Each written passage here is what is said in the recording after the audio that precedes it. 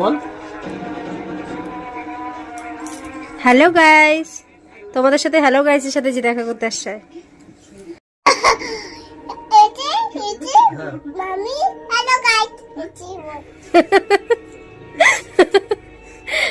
Hello বলো, hello guys, কেমন আছো তোমরা?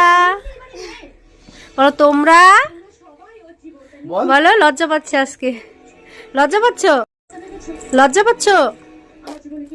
মামি বাপুয়া বলবে না, গান করতে পারো না, কিশোরী গান।